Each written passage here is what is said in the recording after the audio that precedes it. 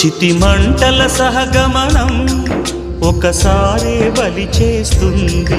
పతి విడిచిన సతిగమనం ప్రతి నిమిషం రగిలిస్తుంది.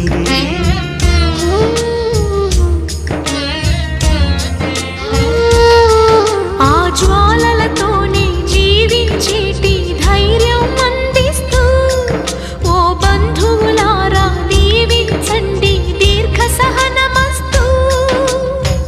నువ్వు రామా మాంగల్యమా వివాహపు వేదికలో నిన్ను ముడేసిన నిన్నటి వేళ్ళకి విడాకుల వేడుకలో నేడు తెంపడం నేర్పడానికి.